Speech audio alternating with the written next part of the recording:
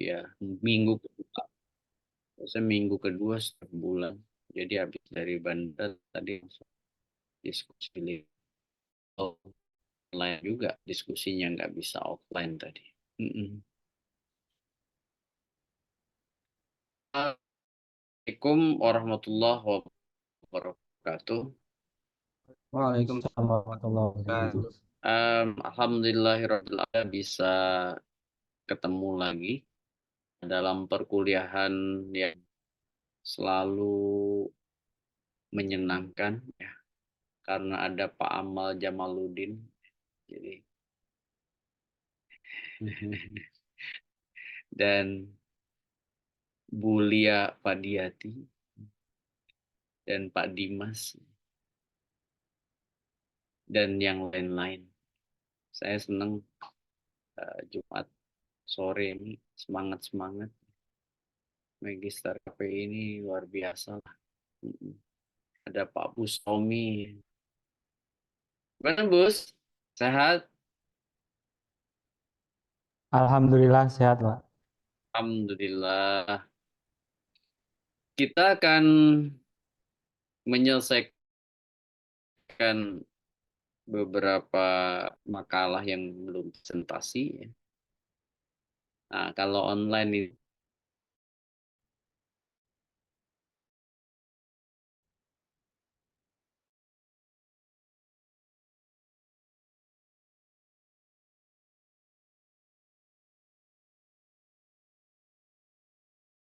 ini tadi ada Tadi, ya offline. ada.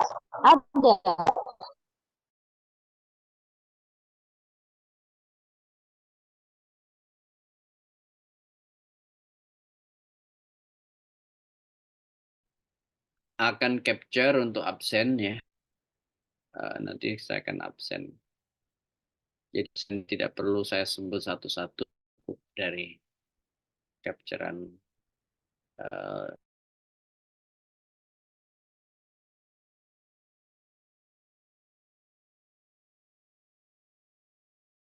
Maaf tadi ya, kelempar kelompok 3 ya Dimas. kelompok 3 Ya, dan Prof. 5, 3 dan 5, Prof. Kelompok Dimas sudah Prof minggu kemarin.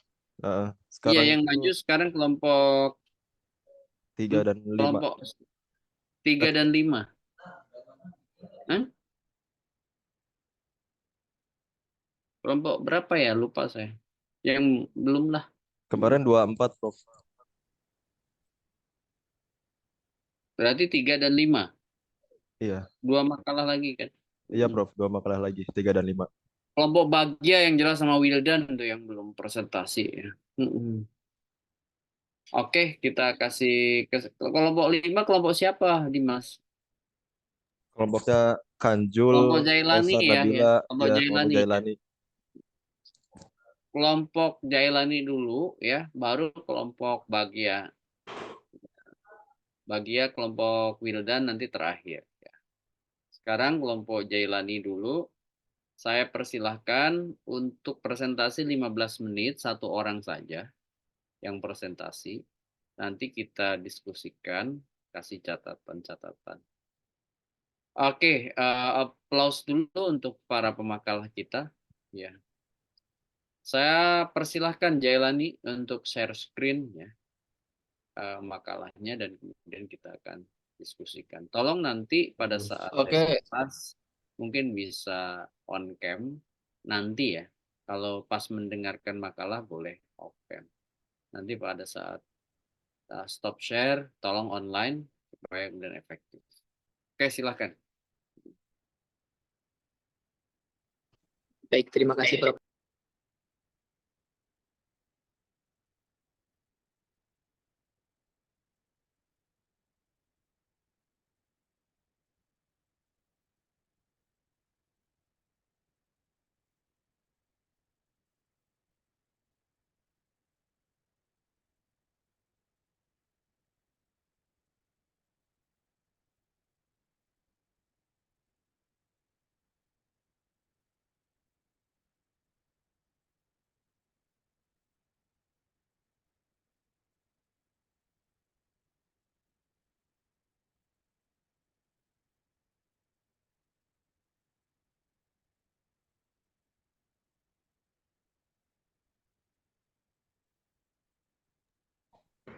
Ini kenapa nggak jalan?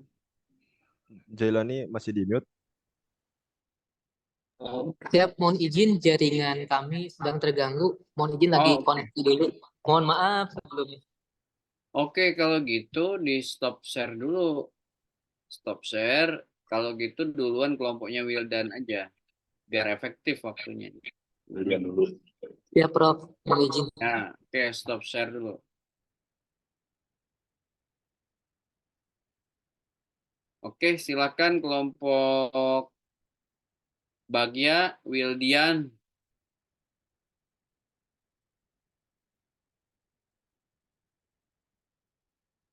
Ini Wildian kemana nih? Jangan-jangan cuma naruh nama aja. Ada, Prof. Oh, ada. Hadir. Oh, bersuara dong. Iya, maaf, Prof. Lagi minum tadi.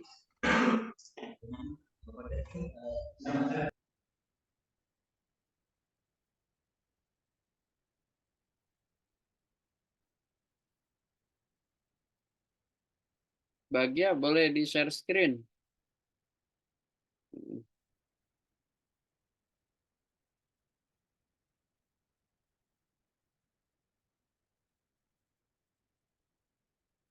Oke, ekonomi media ya.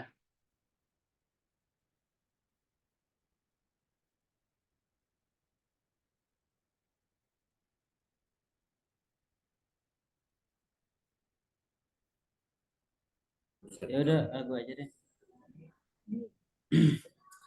Oke, bismillahirrahmanirrahim. Assalamualaikum warahmatullahi wabarakatuh.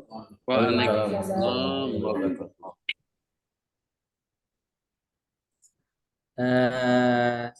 Kami akan menjelaskan tentang eksistensi pasar media di Indonesia, studi ekonomi media di CNN TV. Bismillahirrahmanirrahim. Next, Bang.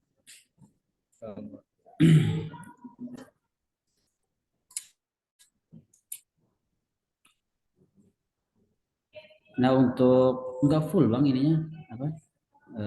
Share screen-nya. Bukan size-nya yang digedein, itu tuh full screen tuh.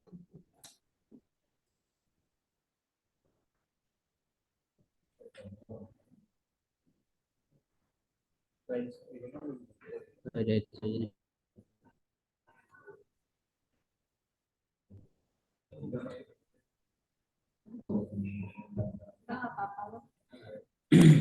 Ekonomi atau bisnis media menghasilkan informasi untuk khalayak sesuai dengan kepentingan publik pada umumnya. Namun, bila dilihat dari teori agenda setting, informasi yang disajikan juga dipengaruhi oleh selera redaktur media penyiaran, baik cetak maupun elektronik. Sedangkan, hilang Bang. Sedangkan pendapatan perusahaan media utamanya berasal dari pemasaran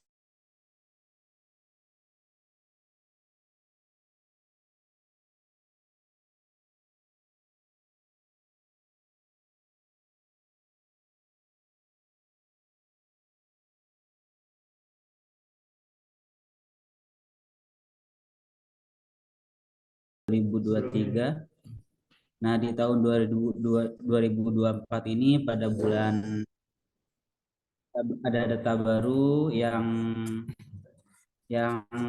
memberikan informasi bahwa CNN TV itu baru digeser oleh Kompas TV sebagai media yang paling dipercaya di Indonesia. Nah, untuk paradigma kritis kedua yaitu CNN termasuk TV yang diuntungkan dalam migrasi TV analog ke TV digital.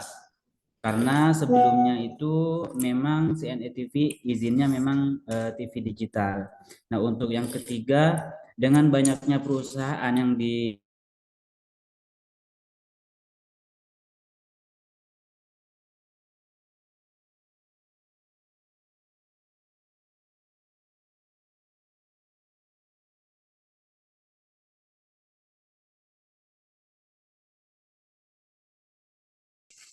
terhadap bisnis di media TV di CNN.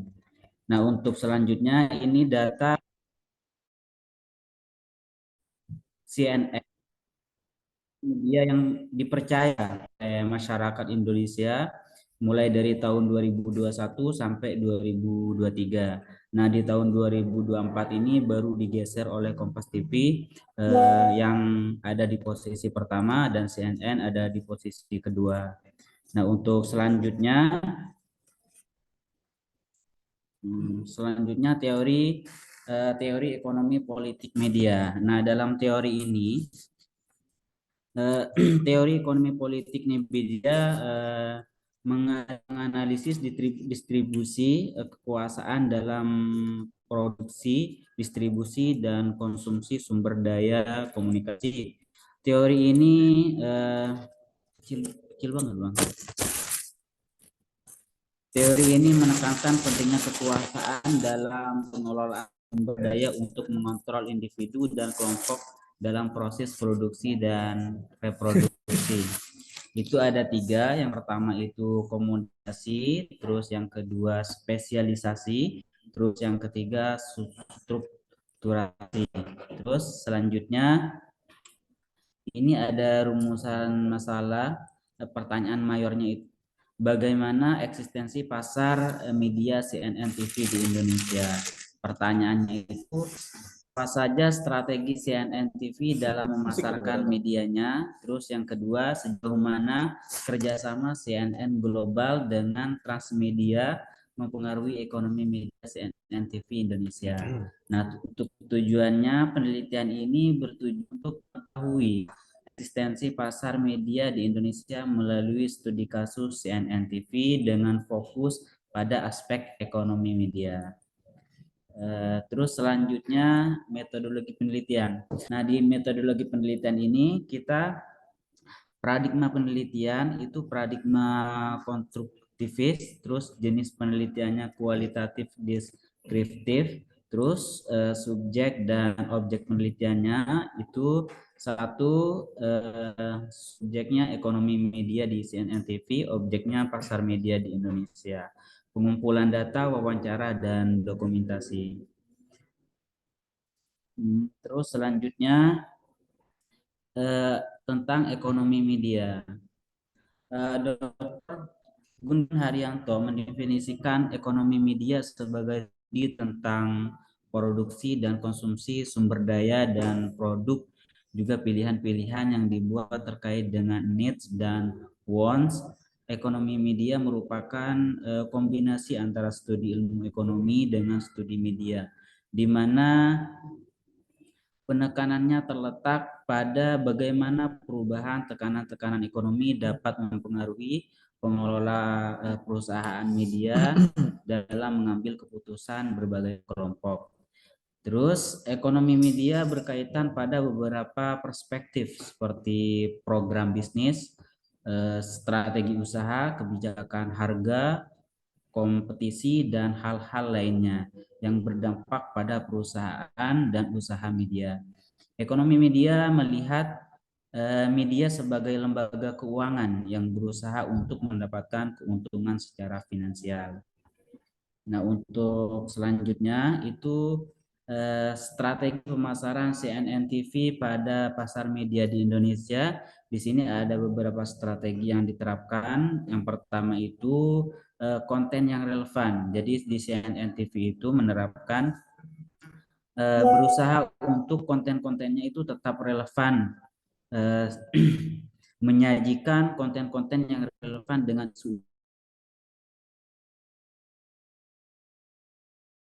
terus yang dengan media lokal, menjalin kemitraan dengan saluran televisi lokal atau jaringan media untuk meningkatkan jangkauan dan pengaruh mereka di Indonesia. Terus yang ketiga yaitu pemasaran digital. CNN TV juga harus memperkuat kehadiran dan promosi mereka di platform digital yang populer di Indonesia. Terus yang keempat, analisis kinerja. Menganalisis kinerja konten, menganalisis kinerja konten dan strategi pemasaran di pasar. Ini penting untuk memahami apa yang berhasil dan apa yang perlu ditingkatkan. Nah, untuk selanjutnya itu segmentasi audiens. dalam segmentasi audiens ini untuk memahami preferensi dan kebutuhan masing-masing segmen pasar di Indonesia. Terus yang keenam, CNN TV dapat mengadakan acara khusus atau program yang disesuaikan dengan pasar Indonesia. Terus yang terakhir, interaksi dengan penonton. Mulai dari memfasilitasi interaksi antara pemirsa Indonesia dan jurnalis, atau membawa acara CNN TV dapat meningkatkan keterlibatan dan keterikatan penonton dengan saluran tersebut. Nah, untuk selanjutnya, eksistensi dan pola konsumer CNN TV. CNN TV melakukan media morfosis berbentuk koevolusi yang disebut sebagai yang dimaksud seperti CNN TV merambah ke new media atau menarik penonton untuk tetap bisa melihat program favoritnya dimanapun mereka berada. Terbukti dari keberadaan akun CNN TV di beberapa platform sosial media seperti Instagram, YouTube, dan layanan streaming. Di platform tersebut, CNN TV menayangkan juga berita-berita yang disiarkan secara on air, dikenal dengan televisi, memiliki berita yang sama namun berada di platform yang berbeda. Terus yang selanjutnya, kerjasama antara CNN TV dan Transmedia ini memungkinkan transfer pengetahuan dan teknologi serta adopsi standar jurnalisme internasional yang tinggi. Ini memberikan CNN TV Indonesia keunggulan kompetitif dalam hal kredibilitas dan kualitas konten. Selain itu, jaringan global CNN TV memungkinkan akses ke berita internasional dan laporan eksklusif yang tidak memiliki oleh pesaing lokal. Terus CNN TV di Indonesia mengadopsi modal bisnis yang berfokus pada pendapatan iklan dan kerjasama strategis. Nah, untuk pendapatan iklan ini berasal dari berbagai sektor, termasuk perusahaan multinasional, produk konsumen, dan layanan publik.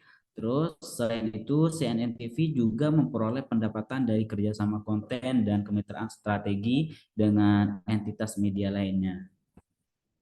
Terus untuk selanjutnya itu tantangan dan peluang. Nah, untuk tantangan ini itu ada 3. Yang pertama itu persaingan ketat, terus perubahan teknologi, terus regulasi pemerintah. Nah, untuk yang peluang ini ada 3 juga. Yang pertama itu pertumbuhan ekonomi digital dan kolaborasi internasional. Terus yang terakhir peningkatan kualitas jurnalisme. Terus kesimpulan. Nah, untuk di kesimpulan ini, eksistensi pasar media di Indonesia menunjukkan dinamika yang kompleks dengan berbagai tantangan dan peluang. CNN TV sebagai salah satu pemain utama telah berhasil memanfaatkan potensi pasar ini melalui strategi bisnis yang efektif dan inovatif. Melalui analisis ekonomi media, kita dapat memahami bagaimana CNN TV beradaptasi dengan perubahan pasar dan berkontribusi terhadap perkembangan industri media di Indonesia. CNN TV juga membawa dampak yang signifikan terhadap industri media lokal, baik dari segi jurnalisme maupun kontribusi ekonomi, dengan terus memberi inovasi dan beradaptasi terhadap perubahan teknologi dan regulasi. CNN TV juga memiliki potensi untuk tetap menjadi pemain dominan dalam pasar media Indonesia.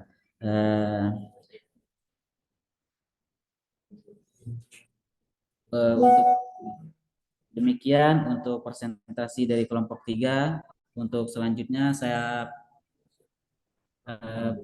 dikembalikan kepada kelompok 4, kelompok 5. Oke, terima kasih presentasinya ya. Sebelum ke kelompok panelis, kita udah dengarkan tadi makalah kelompok 2 ya soal studi ekonomi media di CNN TV. Kelompok 3, sorry. Saya persilahkan dulu untuk panelis ya. Panelisnya boleh 2 sampai 3 orang maksimum. Habis itu baru kita buka untuk audiens semua. Panelisnya siapa? Kelompok 5 ya. Silakan. Kelompok satu, Pak. Kelompok 1. Nggak bisa di full screen, Bang. Oke, silakan. Di stop aja dulu. Stop share. Ya, oke. Ada kontribusi nggak?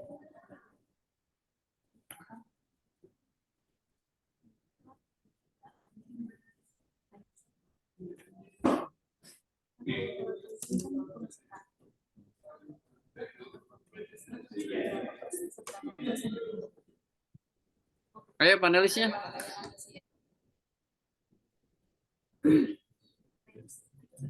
Jangan. Ini yang presentasi tolong nyalain kamera ya. Udah, Pak. Saya, Pak.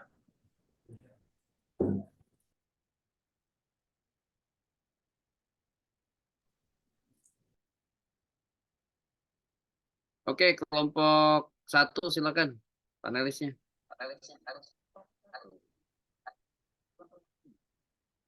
Oh, ya. Izin Pak, baik Pak, izin bertanya.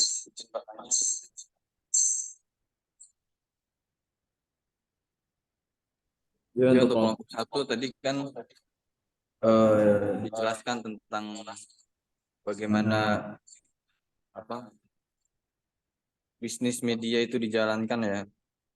Tapi sebenarnya yang jadi pertanyaan saya sebenarnya di CNN ini untuk arah politik di Pilpres 2024 ini kemarin gitu lebih condong kemana sih? Itu aja sih. Ini konteks judul makalahnya tahu nggak? Ubah.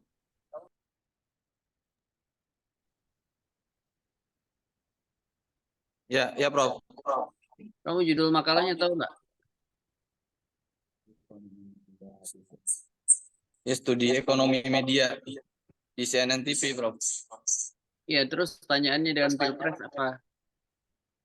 Oh, iya. Maaf, Prof.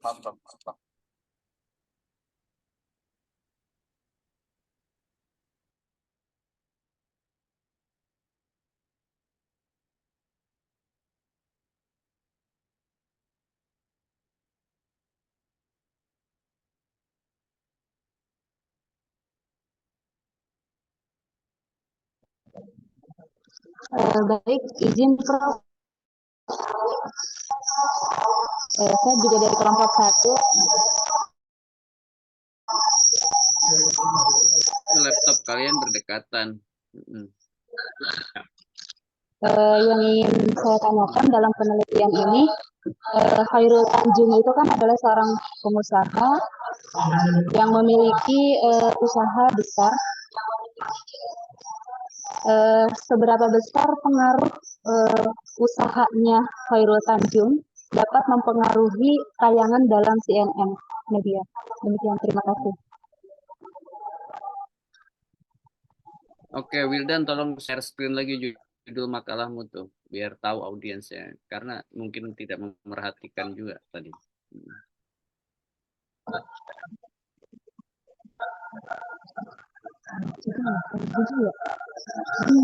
Itu ya,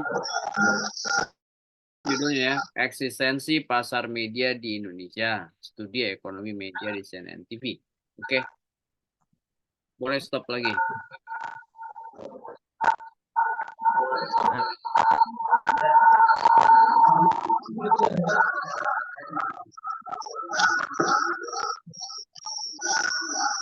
Mbak, karena kalian berdekatan ya posisi duduknya. Oke. Lili Fadiati udah tanya satu hal ya soal Pak CT ya. Oke, saya persilahkan lagi, ada yang lain, satu lagi dari panelis. kasih pertanyaan yang berkualitas lah.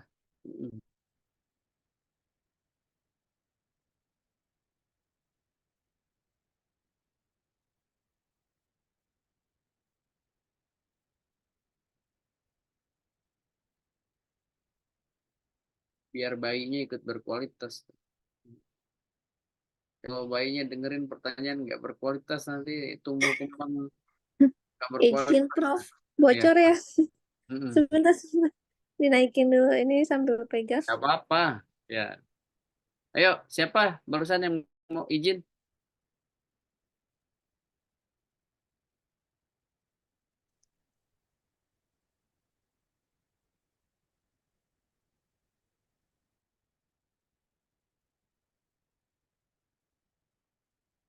Oke, kalau gitu langsung dijawab dan ditutup diskusinya. Closing statement aja. Yang lain nggak boleh nanya, Prof. Iya kan udah saya kasih waktu. Kan panelis dulu katanya, Panelis, Prof. maksud saya Oh iya, panelis siap. nggak tanya. Kalau nggak ada tanya, panelisnya nggak usah dikasih kesempatan panelis. Ya.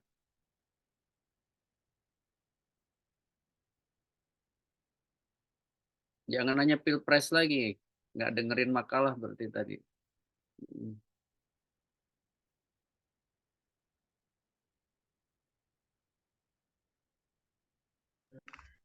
Izin menjawab dari saudari Lia. Nah, di sini kan seberapa usahanya Khairul Tanjung mempengaruhi tayangan di CNN. Bentar, Wildan. Kan, sebentar dulu. Ini kuliah,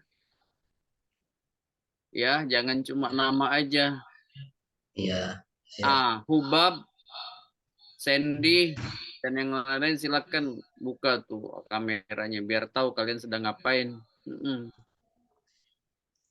Ya, oke. Izin lanjut lagi, Pak. Ya. Di sini pertanyaannya dari saudari Lia panelis kelompok 1. Pertanyaannya seberapa usahanya Khairul Tanjung mempengaruhi tayangan di CNN. Menurut saya sendiri usahanya Khairul Tanjung itu kan sangat mempengaruhi banget dalam penayangan di CNN. Meliputi kan ini kan judulnya kan eksistensi pasar media. Beliau ini kan CNN ini sendiri merupakan adalah salah satu news bentuknya sih, setahu saya seperti itu. Ya ini kan bersaing dengan kayak ada Kompas, ada kayak Metro, TV One, dan lain sebagainya yang hanya fokus pemberitaannya di news itu sendiri. Jadi di sini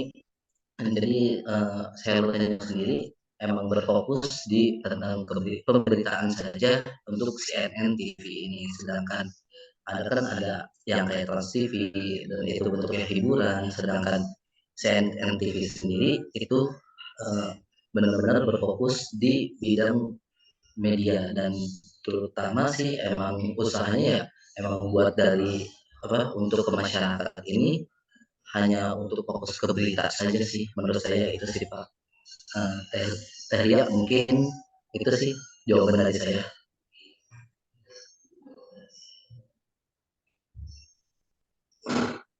Gimana Teh Lia?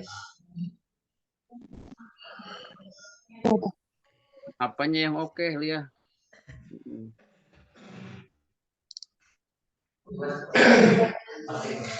Sebenarnya mau ada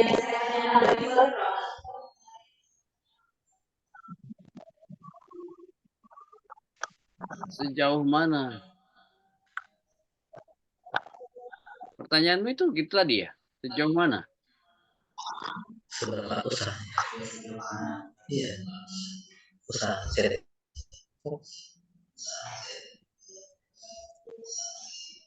Mungkin ada tambahan dari teman-teman gimana? Kita cek.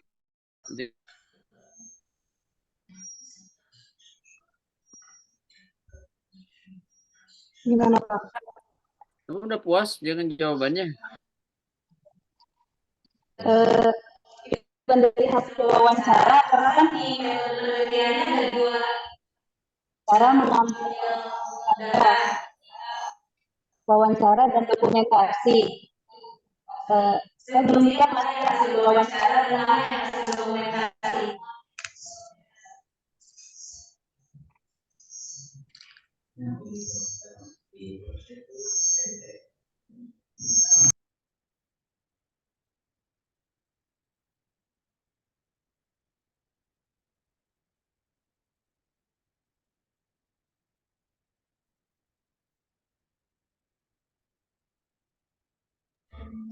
Itu sih yang saya temui dari lapangan, dan kita juga datang ke wawancara, emang bidangnya di CNN TV hanya news gitu, pemberitaan saja sih setahu saya gitu. Oke, Teh Lia gimana? Baik, terima kasih. Oke, kalau gitu kita beralih ke audiens ya. Silakan yang mau tanya. Tadi Teh Efri mau tanya apa ya? Yang pertama, Prof, izin karena saya ikut membangun media ini dari awal berdiri. Ya. Namanya adalah CNN Indonesia TV, teman-teman. Jadi tidak ada CNN TV. Karena CNN Indonesia menginduk kepada CNN Internasional. Jadi kalau teman-teman nanti membuat jurnal, ini nanti diterbitkan jurnal, Prof izin, akan Ya. menjadi salah. Karena namanya bukan CNN TV, tapi CNN Indonesia TV. Jadi Transnews Corpora itu adalah CNN Indonesia TV. Pertama kali dibentuk tahun 2015, dengan berdarah-darah kami membentuk ini karena kalau kita bicara ekonomi politik media, ini pakai yang Vincent Fosco atau Robert G. Picard ya kajiannya. Nah, kalau untuk yang dari sisi Vincent Mosco, Ecopol ini kan mengkritisi media yang terlalu powerful dari sisi sosioekonomi, izin ya Prof ya kalau tidak salah ya. Sedangkan kalau dari satunya lagi kalau nggak salah soal pemanfaatan sumber daya komunikasi yang dimiliki sebuah TV dari sisi ekonomi untuk bagaimana kemudian TV tersebut bisa menghasilkan pemberitaan gitu ya Prof ya, kalau tidak salah mohon izin Prof kalau saya salah mohon diluruskan. Nah, jadi yang pertama namanya dulu bahwa memang ini adalah CNN Indonesia TV, bukan CNN TV. Teman-teman dari hasil wawancara mungkin bisa sedikit dikulik kembali karena CNN TV ini dulu berdiri dengan suatu produk idealisme Prof izin. Jadi dulu CNN Indonesia TV itu tidak boleh menerima iklan Prof. Karena menginduk kepada CNN Internasional. CNN Internasional itu memanfaatkan para penontonnya yang memang sudah well educated about news, jadi mereka membeli berita.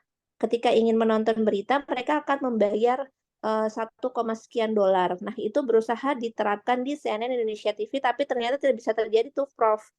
Nah, mungkin itu lebih menarik untuk dikaji dari sisi ekonomi medianya ya, Prof ya, gitu.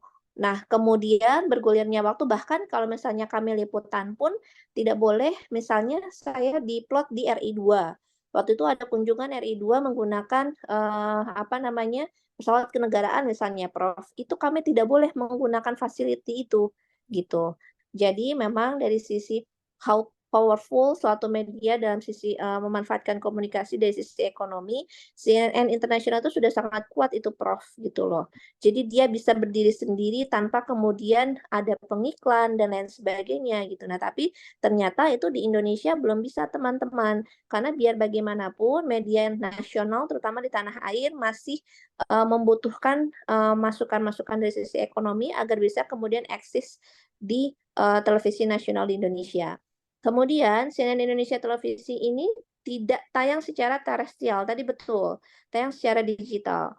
Nah, tayang secara digital artinya hegemoni media massa yang pada saat itu harus membelikan ya Prof ya transmisi itu berusaha untuk dipatahkan oleh CNN Indonesia TV. Kita bisa eksis membawa sebagai TV berita tanpa kemudian harus membayar mahal, membayar transmisi gitu. Waktu itu memang belum tayang di Trans TV atau Trans 7, belum menginduk karena belum konvergensi media. Jadi masih tayang di Transvision Prof izin gitu. Jadi waktu itu kita bikin tuh kayak sedih gitu. Maksudnya kayak program saya siapa yang nonton, program saya siapa yang lihat, padahal bikinnya dengan sangat-sangat susah payah bikin CNN Indonesia World News, kemudian prime time dan lain sebagainya, dan itu bukan hal yang mudah. Berikut juga alat-alat yang digunakan juga ya tentu harus sesuai standar internasional. Nah, itu sedikit mungkin teman-teman cerita pengalaman bagaimana membentuk CNN Indonesia TV ini sampai sekarang akhirnya menjadi TV berita yang bisa mengalahkan Kompas karena memang sudah konvergensi dengan Trans TV dan Trans 7. Nah, mungkin dari sisi ekonomi politik media belum terlihat tuh Prof konvergensinya. Gitu, konvergensi CNN Indonesia Televisi kemudian masuk ke dalam Trans TV yang benar-benar kemudian akhirnya semua pemberitaan Trans TV itu hilang, Prof. Menjadi hanya CNN. Dan Trans 7 pun demikian. Kalau dulu Trans 7 punya redaksi pagi, siang, sore, sekarang digantikan dengan CNN Indonesia Pagi, CNN Indonesia. Nah, itu masuk ke dalam Trans 7.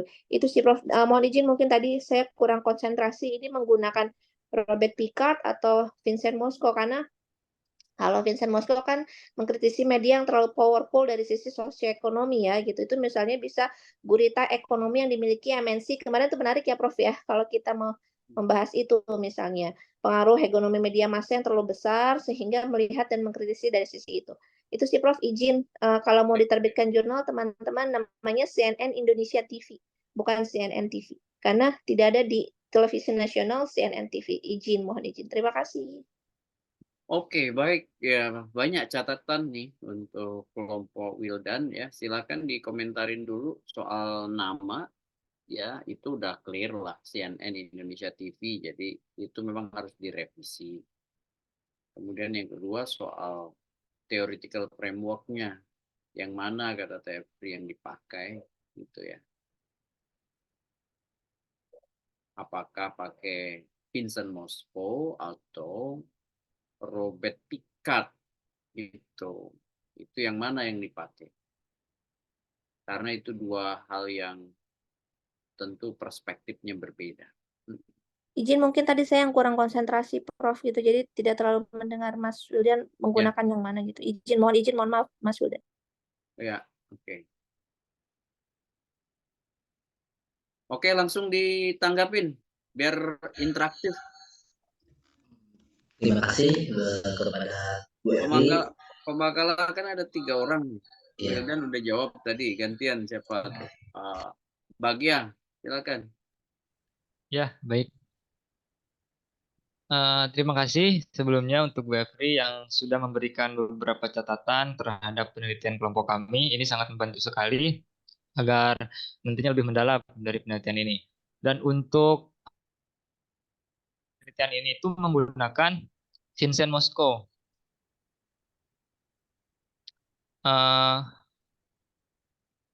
Yang mana penelitian ini berfokus pada aspek pemilikan, kontrol, dan kekuatan pasar media dengan asumsi bahwa media massa memiliki dampak signifikan dalam kehidupan sosial masyarakat. Nah, secara teorinya.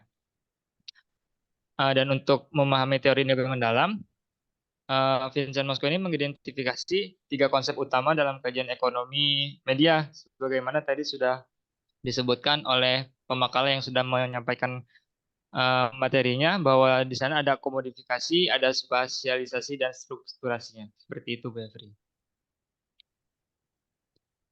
Oke. Oke, siap, salah saya tadi kurang konsentrasi. Terima kasih teman-teman. Ya. Jangan dulu siap salah. Ya, terima kasih kembali Bu Efri. Bisa jadi siap benar. Oke, cukup ya untuk kelompok 3. Saya akan dalamin dulu nih makalah ya. Coba sekali lagi share judul makalahmu di layar biar semua tahu. Oke, tolong ini Bagja dibaca.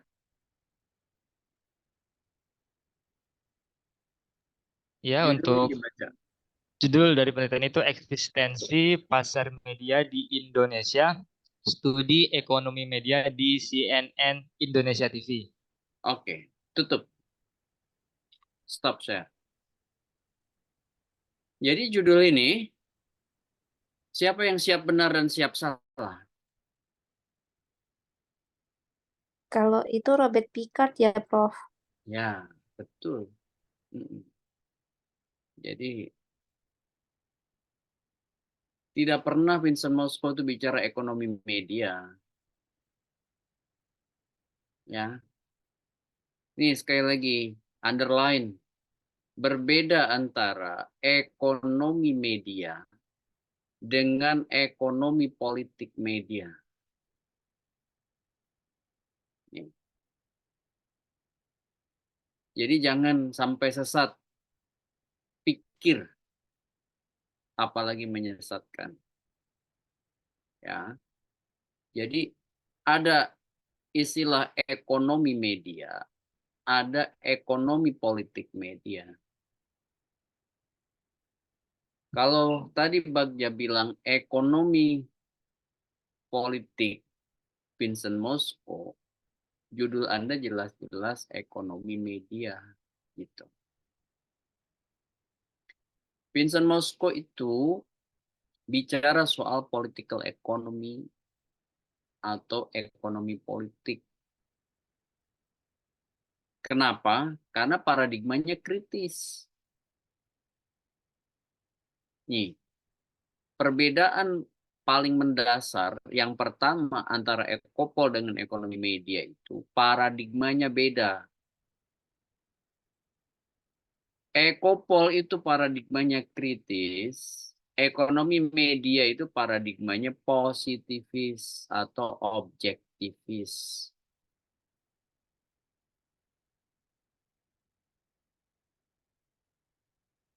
Oleh karena itu, pasti kalau orang ekopol itu seperti bahasan Bu Efri minggu lalu. Cuman masalahnya kesimpulannya jadi konstruktivis, kan begitu? Ketukar, Prof. Nah, itu salahnya masih benar, masih mending di ujung. Simpulan. Kalau salahnya di awal, mau pakai mobil nggak pakai kunci itu, ya nggak maju-maju mobilnya. Paham nggak maksud saya? Nah, theoretical framework itu adalah kunci.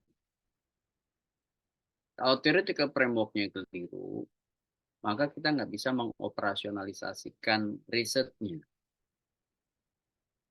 Kenapa? Karena risetnya Will dan teman-teman ini based on teori. Kan judulnya udah jelas, ekonomi media. Tapi tiba-tiba di kerangka teorinya masuk ekonomi politik. Tujuannya Wildan itu ke Gunung Sindur, Bogor, tapi mapnya itu ke Sudirman, ya kan, Tamrin, ya nggak nyampe-nyampe, orang dua orientasi berbeda, gitu. Satu paradigma kritis, satu paradigma positivis atau objektivis.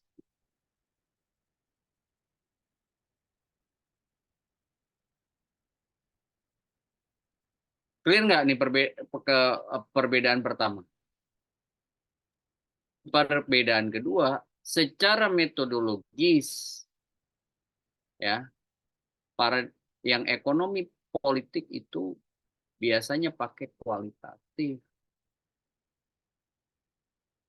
Tapi kalau ekonomi politik, ekonomi media, ya, ekonomi media itu biasanya kalian pakai riset yang kuantitatif. Misalnya soal kayak apa namanya, customer satisfaction-nya, role of the market-nya. Kalau nggak punya data primer sendiri, ya boleh pinjam data sekunder. Itu nggak apa-apa, kan ini mini riset gitu. Nah, di situ masih, ya jelas itu kekeliruannya. Nah, kalau dua aspek itu keliru, pasti yang belakang-belakang keliru. Karena tadi bicara komodifikasi, tapi juga nggak ada penjelasannya, spasialisasi, karena kalian cuma comot teorinya, ya kan? Padahal udah dijelasin tuh minggu lalu, komodifikasi itu, spasialisasi itu, strukturasi itu kayak gini loh. Dan itu ada bahasannya di Ecopol.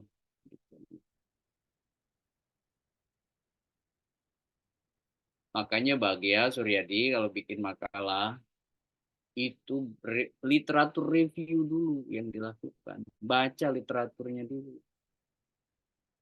Oh, nih ketentuannya saya harus bahas ekonomi media. Berarti saya harus baca dulu ekonomi media itu apa. Kemudian bukunya ekonomi media itu siapa. Baca. Nah, gitu ya. Jadi ini common mistake nih.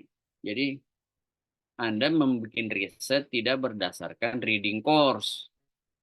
Tidak berdasarkan sumber-sumber bacaan yang kredibel. Sehingga apa? Ya akhirnya kemudian terjadi kekeliruan paling hakiki dalam riset.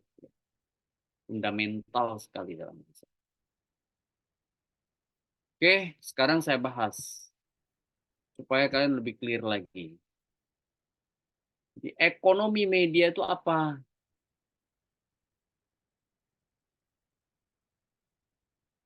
Jadi ekonomi media itu dari bukunya Picard seperti Teh Epri tadi sampaikan, nama lengkapnya itu Robert Picard. Ya. Studi tentang produksi dan konsumsi sumber daya dan produk juga pilihan. Jadi konsumsi ya. Konsumsi apa? Konsumsi sumber daya, produk, pilihan, 3. Jadi kalau bicara soal studi ekonomi media, fokus pada 3 hal itu, konsumsi, produk, ya, pilihan. Kalau Anda meneliti CNN, ya itu yang diteliti. Terkait dengan apa? Need, kebutuhan, and want, keinginan. Dari siapa? Antara tentu si CNN Indonesia TV sebagai sister station, karena konsep CNN itu kan sister station dari CNN Internasional. Ya kan, CNN TV. Nah, jadi studi ekonomi media fokus pada audiens, media, advertiser. Triangle, ya, yang kemudian biasanya menyangkut media produk sama attention. Jadi, udah kalau telinga kita dengar ekonomi media, fokus pada studi tentang konsumsi sumber daya, satu ya. Yang kedua tentang dari media. Kemudian yang ketiga bicara soal pilihan. Pilihan itu pilihan siapa? Pilihan customer. Kenapa ada pilihan? Karena ada need and want gitu. Jadi Lili Padiati jangan kecepatan bilang oke. Nanti nggak kalau dengar jawaban dicerna dulu. Apalagi posisi Anda sebagai panelis, nah, itu butuh kritisisme. Oke, entry point. Ada makro, ada mikro. Makro itu bicara national level, economic growth, ya, employment, termasuk inflasi. Ada mikro, market system operation, economic activities in specific. Jadi ekonomi media masuk di mana? Makroekonomi atau mikroekonomi? Masuknya di mikroekonomi. Kenapa ekonomi media masuk di mikro? Karena bicara soal operasinya sistem pasar. Aktivitas ekonomi spesifik di apa media gitu. Jadi pertanyaan tadi siapa namanya Lia Padiati udah benar. Misalnya bagaimana posisi eksistensi CNN di bawah kepemilikannya Pak CT itu gitu. Cuman apa yang dijawab oleh narsum langsung diiyain gitu. Nah, itu harus ada critical thinking baik pada saat bertanya maupun pada saat menjawab. pun pemakalah. Jadi ini jangan asal. Ini udah level magister nih. Jadi pertanggungjawaban apa namanya keilmuannya harusnya lebih intermediate. Nanti kalau dokter udah advance gitu. Nah, jangan sampai tidak bisa bedain antara ekonomi politik dan ekonomi media. Nanti di ujung kuliah saya akan minta Anda secara random kembali membedakan. Jadi sekali lagi ya, ekonomi media ada di wilayah mikroekonomi. Kenapa argumennya masuk di wilayah mikroekonomi? Karena bicara aktivitas ekonomi spesifik. Apa maksud spesifiknya di situ adalah di media. Jadi economic is the study of the production and consumption. Begitu. Jadi kenapa menggunakan istilah media ekonomik? Karena tentu bicara tentang studi tentang produksi dan konsumsi. Apa? Menyangkut apa produksi dan konsumsi tentang apa tadi? Ya, media gitu, in specific. Aktivitas economic activities in specific. Berarti kembali rujukannya yang ketiga tadi itu. Bicara soal konsumsi, produk, sama pilihan. Ya, pilihan terhubung dengan need and want.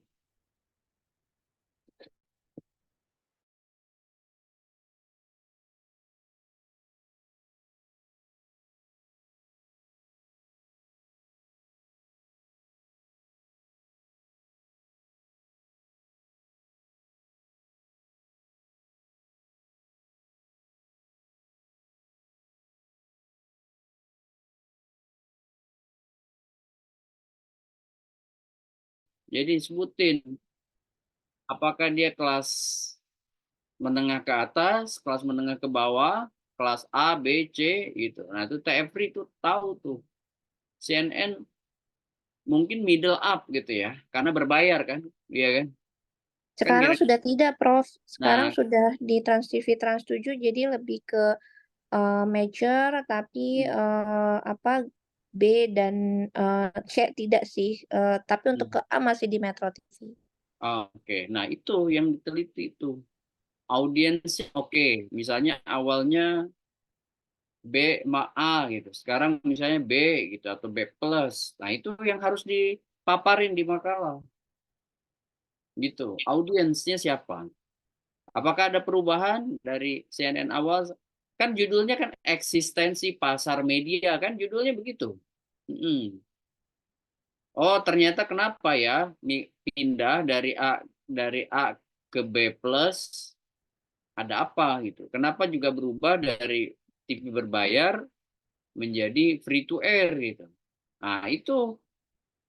Nah yang ketiga advertiser, pengiklan.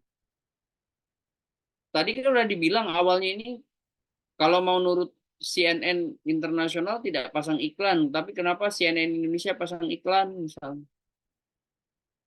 Terus dilihat tuh iklannya itu siapa aja yang iklan di CNN gitu dan terus kamu capture tuh, oh pengiklan di CNN itu dalam durasi penelitian saya ada XYZ brand yang iklan di situ. Kemudian yang terakhir adalah media employees-nya. Ngerti nggak? Jadi pertanyaannya itu harus mengacu juga pada kekhasan dari ekonomi media, gitu. Soal media owner, audience, advertiser, media employees.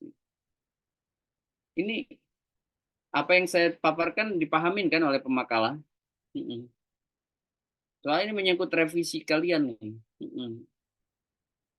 Oke, sekarang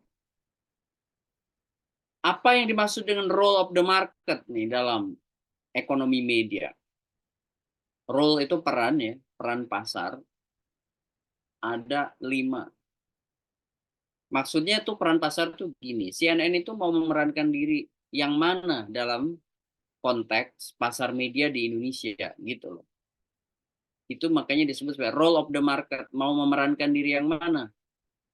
Yang pertama, the media good and service market. Mungkin ini mainan Kompas, ya kan? Kompas itu main di media good and service market. Mau politik elektoral kerasnya kayak apa, dia berupaya untuk ke tengah. Beda dengan Metro, beda dengan TV One. Iya kan, beda dengan MNC. Kenapa? Karena Kompas values-nya adalah bagusnya produk dan pelayanannya. Gitu. Ada Pak Yakub kan menekankan soal itu. Nah, yang kedua, geographic market. Contohnya Jawa Pos. Jadi dia mengambil segmen menguasai daerah-daerah. Geographic market. Pasar-pasar lokal. Contohnya dengan misalnya radar Depok, radar Bogor, radar Jateng gitu. Atau radar. Nah, itu tujuannya adalah geographic market. Kan pasar media itu keras. Jadi kalau nggak ada pasar lokal yang dikuasain, mungkin Jawa Pos itu nothing gitu. Ini aja udah susah kan. Ya. Tapi yang salah satu yang membantu Jawa Pos eksis dalam sejarah pengelolaan medianya karena dia berfokus pada geographic market. Kalau head to head dengan Kompas di tingkat nasional ya kalah. Makanya dia melipir ke lokal-lokal, ya kan? Nah, yang ketiga, issues involving market. Apa yang dimaksud dengan issues involving market? Fokus pada jadi trendsetter isu. Nah, ini Tempo nih mainan nih. Makanya Tempo itu kalau Anda perhatikan berani kan. Ya, investigasi misalnya. Karena apa? Dia sadar bahwa dia akan punya market, mempertahankan marketnya. Kalau dia fokus pada menjadi penyuplai sejumlah isu nasional. Bisa termasuk podcastnya tuh bocor halus tuh. Itu kan isu involving market itu. Jadi konvergennya dari podcast dibawa ke koran, dibawa ke majalah gitu. Atau sebaliknya. Yang umumnya ditaruh di koran, yang deep-nya ditaruh di majalah, yang A1-nya yang tidak mungkin dibahas di majalah atau koran dibahas di podcast. Itu isu involving market tuh.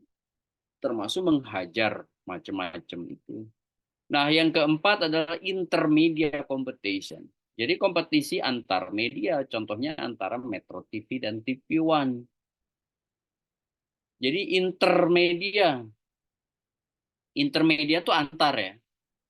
Ya, jadi setiap pemilu kemungkinan besar framing TV One dengan Metro itu akan bersaing sebagai stasiun TV berita.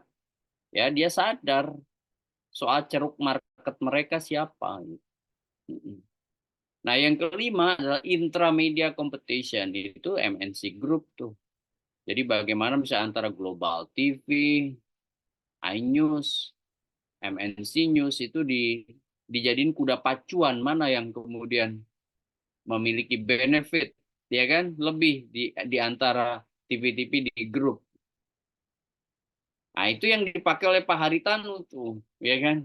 Konsepnya adalah intramedia competition.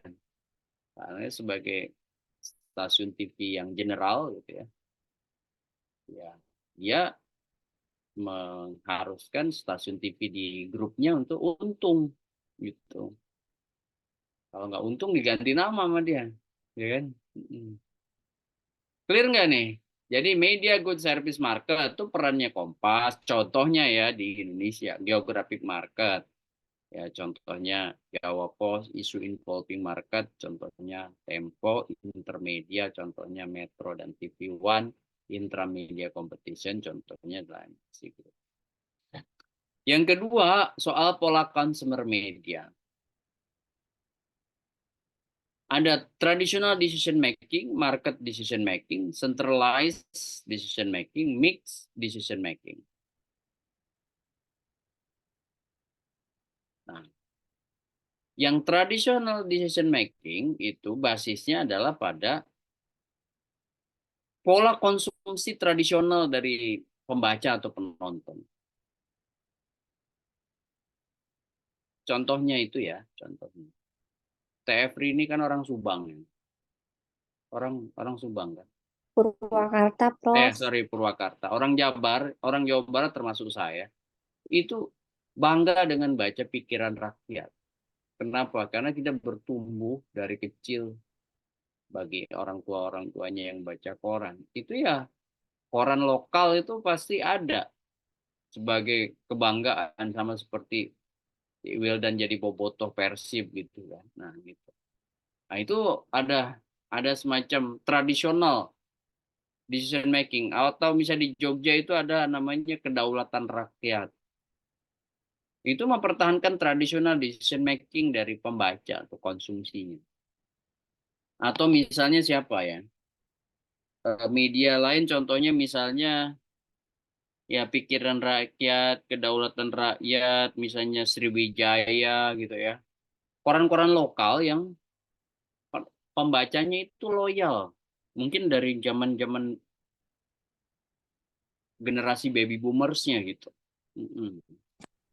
Kemudian yang kedua adalah market decision making. Kalau market decision making bicara soal pola konsumsi media, pola consumer media yang mengikuti pasar. Artinya yang saya hanya akan membaca media atau saya hanya akan mengkonsumsi media yang lagi happening, yang lagi rame, yang lagi trending. Gitu. Ya, contohnya ya saya tidak punya, misalnya si A tidak punya pride tertentu membaca atau mengkonsumsi media, dia hanya akan beli media kalau lagi si media yang bersangkutan lagi rame menceritakan atau memberitakan satu hal yang lagi trending gitu. Kemudian yang ketiga, centralized decision making. Pola consumer media yang dipusatkan. Contohnya kantor-kantor desa itu dulu diwajibkan membeli atau membaca Suara Karya atau harian angkatan bersenjata. Atau misalnya masjid-masjid, remaja-remaja masjid kalau punya perpus, dia tidak disarankan membeli koran Kompas, tapi Republika. Nah, itu centralized decision making. Yang terakhir adalah mixed decision making. Pola consumer media yang mengadopsi ketiganya yang di atas. Jadi tradisionalnya, marketnya, centralized-nya. Centralized itu termasuk juga di rumah sakit tuh kayak Siloam gitu ya, atau yang punya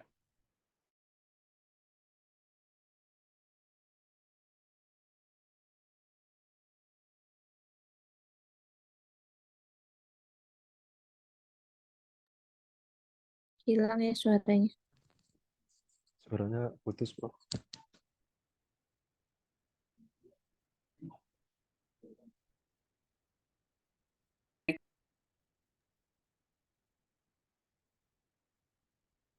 pertama tradisional decision making, market, centralized, mixed decision making. Clear ya? Kemudian karakteristik industri media. Nah, ini yang harus dibahas juga, Wildan.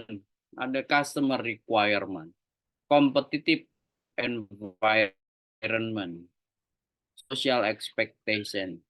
Gimana tuh? Ya, harapan konsumen tentang produk media supaya kemudian punya kualitas, diversitas, dan ketersediaan gitu. Diversity itu kan keragaman. Jadi aspek kualitasnya ada, diversity atau keragamannya ada, ketersediaannya ada. Ya, mungkin itu, apakah itu yang membuat misalnya CNN Indonesia TV berubah dari berbayar ke free to air? Karena habit customer requirement Indonesia itu belum berbayar. Mau nggak Dimas kamu berlangganan TV berbayar? Belum tentu mau kan? Gitu.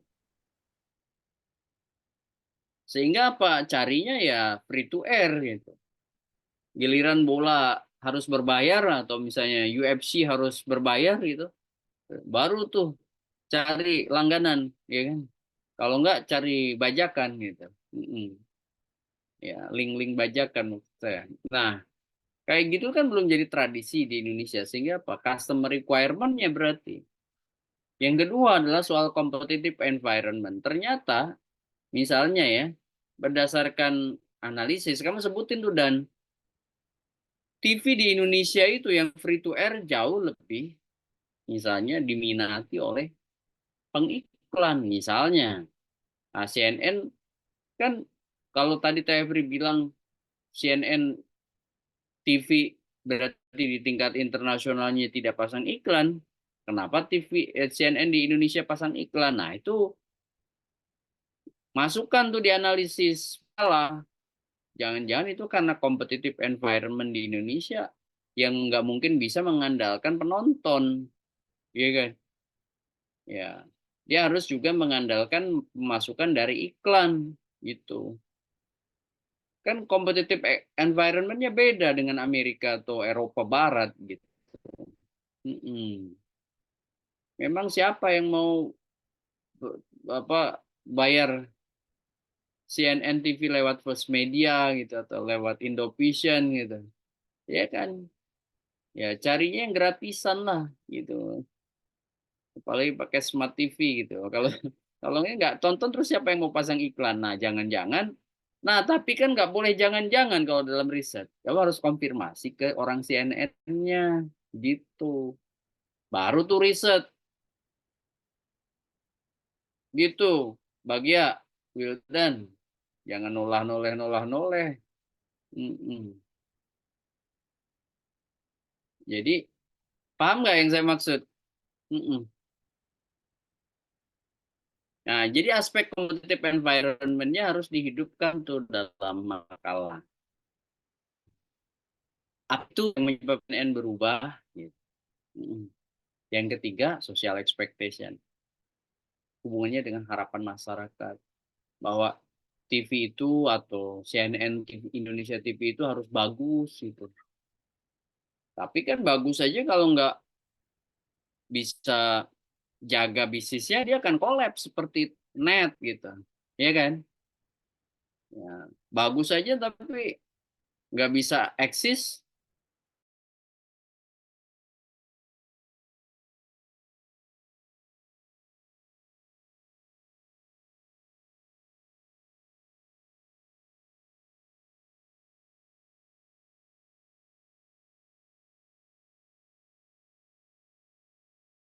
Pasar media gitu.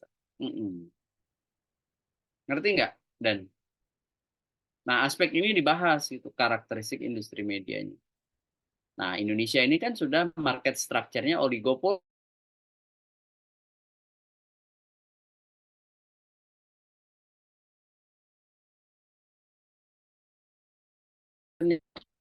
Ya.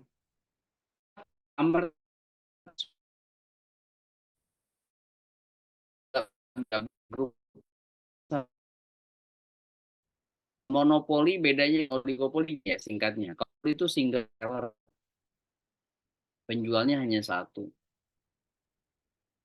Kalau oligopoli medianya banyak, tapi ada penjual-penjual yang dominan, ada pemilik media besar. Kalau monopolistik, produsennya banyak, many seller, tapi produknya terdiferensiasi. Misalnya produk spot adanya di grup apa, ya kan? Misalnya news ada di grup apa, kemudian persinetronan ada di grup apa. Gitu. Kalau itu namanya monopolistik. Beda ya antara monopoli dengan monopolistik. Nih kadang-kadang orang awam nih nggak bisa bedain tuh. Monopoli itu single seller. Monopolistik itu masih many seller, tapi produknya terdiferensiasi. Kalau oligopoli, a few seller, penjualnya hanya sedikit. Nah, kalau persaingan sempurna, many product, many seller. Dan semua orang tidak ada tidak ada kekuatan yang terlalu dominan gitu. Nah, sekarang Indonesia ada di mana market structure-nya? Ada di yang oligopoli. Apa itu oligopoli? A few seller, penjualnya hanya sedikit. Kenapa sedikit? Kok medianya banyak? Nah, terintegrasi ke grup-grup besar media. Seperti CNN kan, masuk di grupnya CT kan. Itu apa? Khairul Tanjung Corporation. Gitu. Nama grupnya, apakah nama grupnya itu apa Teh Fri? Pak CT itu CT Corporation. CT Corp, Ya, CT Khairul Corp. Tanjung Corporation. Nah itu kan Anda bisa rujuk risetnya Merliana Lim itu tadi, ya kan? Yang sudah pernah. Nah ini bedanya ya. Oligopoli itu a few producer with high market power. Jadi bukan medianya sedikit meskipun a few producer, tapi ada yang disebut dan high market power. Gitu. Ada yang media-media yang dengan power yang besar, ya yang tinggi. Contohnya seperti MNC bisa mengendalikan hulu ke hilir, gitu. Ini namanya market power ya, kontinum. Jadi garis kalau kita bicara garis kontinum partai media itu ada 3 itu. Ada 4 itu. Ya. Pertama adalah perfect competition, monopolistic competition, oligopoli, sama monopoli. Mana yang ideal? Tentu adalah pasar sempurna, tapi nggak ada lagi. Saking idealnya. Monopolistik, bukan single. Ya. Dia masih many seller atau many firm ya, with differentiate product. Jadi, kenapa masih menggunakan kata many ya? Karena penjual itu masih memungkinkan banyak, cuman kemudian produknya terdiferensiasi, terbedakan antara satu kekuatan di grup X sama satu kekuatan di grup lain. Kalau oligopoli, a few producer, jadi sudah sedikit, misalnya cuma 16 grup saja. Gitu. Kalau monopolistik, single seller. Nah seperti ini kan map of media concentration in Indonesia. Berarti ini kan media yang ada di Indonesia itu semua terkonsentrasi di hanya sedikit grup. Jawa Pos, Mahaka, Pemina, Kompas, Trans Corporation yang Anda bahas tuh CNN di situ. MNC, Bakri Brothers, PC Media, MTech, MRA, gitu. Lipo, KM Bali Pos. Nah ini namanya a seller. Penjualnya tinggal sedikit. Bukan medianya sedikit, tapi produsernya jadi sedikit. Kenapa? Karena holding company gitu. Ya, media itu terkonsentrasi ke beberapa grup saja. Ini contoh dari hasil risetnya Bastian Nainggolan. Ternyata grup di Indonesia itu sudah teridentifikasi menjadi sangat oligopolistik. Ada namanya konglomerasi. Nah ini cukup nggak waktunya nih? Panjang nih karena pemakalahnya terlalu pendek. Jadi yang pertama adalah concentric conglomerates. Yang kedua adalah diversified conglomerates. Concentric conglomerates itu adalah konglomerasi yang modelnya itu lebih fokus, terkonsentrasi. Kalau diversified ya tentu dia konglomerasi yang mengembangkan bisnisnya ke bisnis-bisnis lain gitu. Basisnya adalah industri media, namun dia berdiversifikasi usaha. Clear nggak nih? Nanti saya kasih contoh ya. Ini versinya Richard Bones ya. Jadi ada concentric conglomerates, ada diversified conglomerate. Contohnya kalau concentric mungkin sekarang Tempo.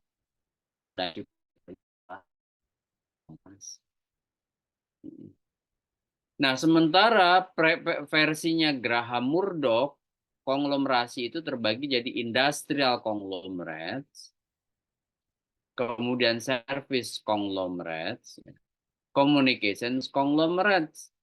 Kalau yang industrial conglomerates awal bisnis media, Dimas, tapi di bisnis lain, contohnya seperti bisnis otomotif. Kan bisnis otomotif kan bukan bisnis media ya. Nah, tapi dia kemudian mengembangkan bisnis media. Contohnya misalnya La Stampa sama Corriere della Sera. Itu awalnya bukan bisnis media, tapi dia bikin media untuk mendukung ya, dua surat kabar ini untuk mendukung publikasi industri otomotif miliknya yang namanya Fiat. Bukan Astrea ya, Fiat. CT Corp juga, Prof, untuk mendukung Bank Mega Nanti waktu kita itu. sampai ke situ. Jangan cepet-cepet. Oh, siap-siap. Jadi sekali lagi, industrial conglomerates itu bisnis awalnya bukan bisnis media, tapi bisnis industri. Kemudian yang kedua service conglomerates.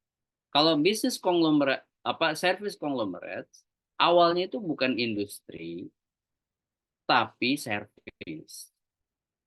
Ya, contohnya misalnya keuangan, real estate, retail, gitu. Contohnya adalah Berlusconi di Italia. Berlusconi itu dulu pemilik AC Milan. Yang dia juga konglomerat jasa keuangan, real estate, sama retail. Nah, dia bikin tuh grup media namanya Fininvest. Sehingga kemudian dia jadi raja media di Italia sebelum dia jadi Perdana Menteri. Nah, itu awalnya bukan bisnis media, tapi bisnis jasa. Kemudian yang ketiga adalah communication conglomerates. Contohnya adalah Rupert Murdoch. Ya, News Corp International. Nah, itu Rupert Murdoch memang bisnis awalnya adalah bisnis media. Berfokus pada industri yang bergerak dalam bidang media. Gitu. Misalnya lain adalah Maxwell Communication Corporation. Nah, sama Bertelsmann. Nah, itu semua adalah bisnis-bisnis komunikasi. Bisa bedain antara communication conglomerates, industrial conglomerates, service conglomerates. Ya, concentric conglomerates, ya. Diversified conglomerates. Itu versinya Bonds ada 2, versi Graham Murdoch ada 3. Jelas? Oke, sekarang bagaimana konglomerasi di Indonesia? Konglomerasi media di Indonesia adalah sintesis dari 2 model bangunan Bond sama Graham Murdoch. Sehingga lahirlah istilah ICC, Industrial Concentric Conglomerates. Kemudian Service Concentric Conglomerates. Communication Concentric Conglomerates. Industrial Diversified Conglomerates. Kemudian Services Diversified Conglomerates and Communication Diversified Conglomerates. Nah, Anda harus tahu tuh bedanya. Dan harus tahu contoh medianya. Oke. Tadi masih ingat nggak industrial itu apa? Kalau dimulai dari konglomerasinya itu awalnya bukan bisnis media, melainkan industri. Seperti industri otomotif atau industri migas. Ngerti nggak ya? Sampai situ dulu. Konsentrik, dia main akhirnya kemudian berkonsentrasi pada bisnis media saja. Industrial concentric conglomerate. Contohnya mana? Itu. Industrial concentric conglomerates. Misalnya, kalau di Indonesia seperti MTEC, Industrial Concentric Conglomerates. Nah, yang communication diversified conglomerate, kata communication berarti bisnis awalnya adalah bisnis media, kemudian mengembangkan bisnis-bisnis lain di luar media. Contohnya seperti Jawa Pos, Kompas, Femina Group. Itu semua adalah communication diversified conglomerates. Bisnis awalnya Kompas itu media, sama seperti Jawa Pos. Bisnis awalnya adalah bisnis media. Makanya kata communication diversified conglomerate. Karena dia mengembangkan juga bisnis-bisnis lain seperti Kompas mengembangkan tisu Tesa. Ya kan? Mengembangkan toko buku Gramedia. Mengembangkan hotel Santika. IO, ya kan? Kompas Institute dan lain-lain. Yang kedua, communication concentric conglomerate. Awalnya adalah bisnis media, kemudian benar-benar berkonsentrasi di media seperti Tempo Intimedia. Tempo itu kan nggak bisnis seperti Kompas Gramedia, gitu. Kalaupun ada bisnis ya masih hubungannya dengan media seperti kursus jurnalistik, ya kan? Kemudian namanya Tempo Institute dan atau misalnya macam-macam juga pelatihan, kemudian juga jasa untuk apa namanya? Sekarang main ke podcast, main ke apa, itu semua adalah communication concentric. Kemudian yang ketiga adalah services diversified conglomerate. Contohnya adalah Trans Corporation, Media Group, Lipo. Trans itu kan dari Bank Mega ya, Bank Mega kan. Pak CT itu kan Bank Mega, berarti bisnis jasa keuangan. Baru seingat saya ya, baru masuk media setelah dia lama memegang bisnis keuangan gitu. Sama juga Lipo. Lipo itu jasa dulu tuh, finance misalnya, retail. Mahaka juga sama tuh, jasa advertising gitu. Media group seperti apa namanya Metro kan awalnya catering gitu. Pangansari. Itu kan jasa service diversified conglomerate. Jadi Pak Surya Paloh sebelum beli apa namanya surat kabar apa itu namanya Media Indonesia. Media Indonesia. Ya, itu kan bisnis lamanya adalah bisnis jasa catering gitu. Nah, itu service diversified conglomerates. Kemudian yang keempat, service concentric conglomerates. Contohnya adalah MNC Group. MNC itu Pak Hari itu keuangan awalnya sesuai dengan kuliahnya. Ya, seperti dia pernah kerja di Bimantara, habis itu dia masuk di bisnis finance gitu, baru kemudian secara perlahan tapi pasti dia ambil saham dari Bambang Triatmojo, kemudian dari Tutut, kemudian dia ubah nama kayak TPI dari jadi MNC TV meskipun konflik gitu, kemudian akhirnya menjadi MNC Group gitu. Kan service awalnya, tapi kemudian menjadikan bisnis utamanya adalah bisnis media. Sekarang memang ada MNC Live, ada MNC Bank, tapi MNC Group itu sebenarnya sekarang background bisnis utamanya adalah bisnis media gitu. Kemudian ada yang kelima namanya Industrial Diversified Conglomerates. Contohnya visi Media Asia Bakri Brothers ya, itu kan awalnya bisnis migas. Ya. Bumi Resource. Ya kan? Bakri Brothers kan main di tambang. Gitu ya Teh Efri. Nah, itu makanya industrial. Kemudian dia mengembangkan bisnis-bisnis lain seperti TV One, kemudian FIFA.com dan merambah ke bisnis-bisnis lain. Industrial, dia bukan media awalnya, ya industri, migas, kemudian masuk ke bisnis media. Industrial concentric conglomerate, ya seperti pemilik SCTV dan Indosiar, gitu. MTech, grup MTech ke industri itu, komputer, ya kan. Kemudian baru masuk ke penguasaan TV seperti SCTV dan Indosiar. Gitu. Kira-kira begitu. Ini udah maghrib. Ya. Jadi makalahmu itu kalau dari skala 1 sampai 10 masih di 2 nih. Ini apa namanya? Bagia 2 itu juga nilai Rahman Rahim nih, ya kan? Karena judul dengan teorinya udah beda, terus konsekuensi risetnya beda. Jadi Ar-Rahman Ar-Rahim, ya kan? Nah, itu nanti diperbaiki ini apa namanya, Wildan, 1 minggu bukan sebulan, 1 minggu. Nah, yang minggu lalu harus sudah submit malam ini, apalagi yang minggu sebelumnya.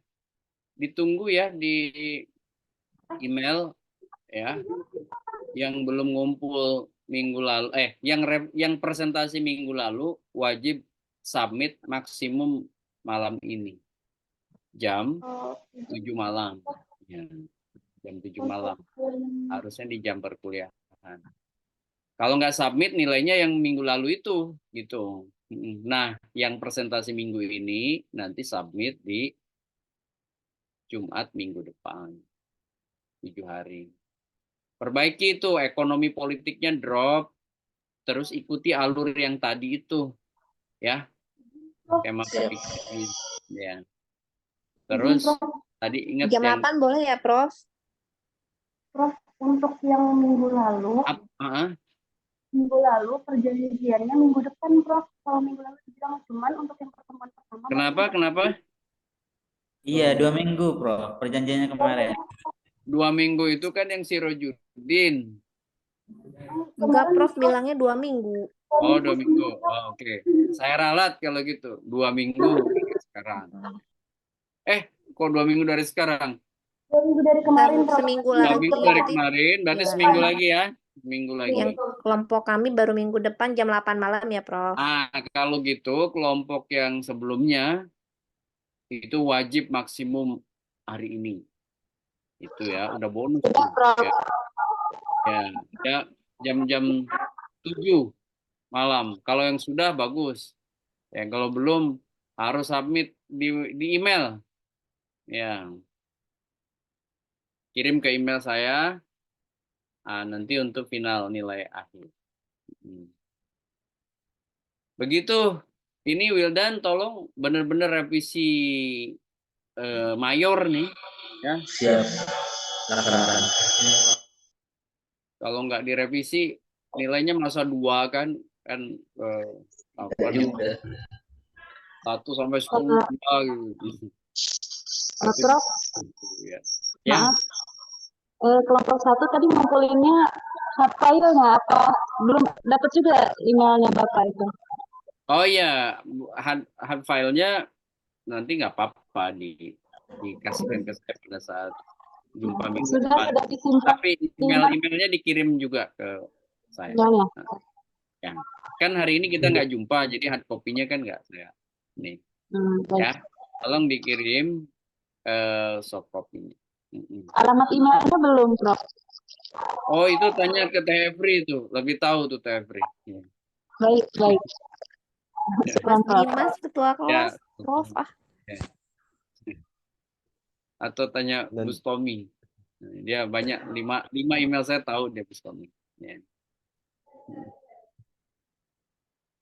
Oke, teman-teman sekalian demikian. Jangan sampai salah lagi ekonomi media dengan ekonomi politik media. Ya, itu yang harus kita clearkan sore ini. Untung ada judul makalahnya, kalau enggak bisa sesat tuh. Tadi bahasnya judulnya ekonomi media, teorinya ekonomi politik media. Ditanya ini Pikat atau Vincent Mosko gitu, ya kan? Nggak tahu juga apa isu Vincent Mosko, apa isu Robert Pikat. Makanya perlu sekali lagi sebelum riset itu baca dulu bukunya. Jangan baca Instagram, baca buku. Ini Wildan bacanya Instagram, jadi ya begitu tuh. Baca buku. Oh, oke, ekonomi media, bukunya apa ya? Jangan buka story orang, baca buku. Ingat ya, mau bikin tesis nanti reading course dulu, kumpulin minimum 10 buku. yang sesuai dengan judul kita. Kemudian dibikin tuh reviewnya, baru tuh dikompilasi dalam kerangka teori. Jangan ya akhirnya mau ke Gunung Sindur tapi ke Sudirman kayak gitu. Udah salah lagi, tujuannya ke Gunung Sindur, ngajak temen lagi kan, ayo ke Gunung Sindur. Ajak orang Malaysia tuh si Rojudin Hairani, kan dia nggak tahu, ikut-ikut aja. Oh ini Gunung Sindur ya, gitu kan. Sudirman Gunung Sindur. Ada tiga orang nih, satu ngajak pasti kan. Nah udah salah, sesat, menyesatkan. Nah jangan sampai begitu. Gitu kira-kira. Demikian, kita minggu depan ketemu ya. Assalamualaikum warahmatullahi wabarakatuh. Waalaikumsalam. Terima kasih. warahmatullahi wabarakatuh. Agak Terima keras kasih Prof. Gun. Banyak, Prof. ya. Assalamualaikum. Waalaikumsalam warahmatullahi wabarakatuh. Waalaikumsalam warahmatullahi wabarakatuh. Kelompok lain gimana tuh? Semangat. Ya, Skip dong. minggu depan itu, minggu depan berarti. Kita Juli baru beres. Oh ini 2 minggu ke depan. Seminggu ya. Ya semangat ya.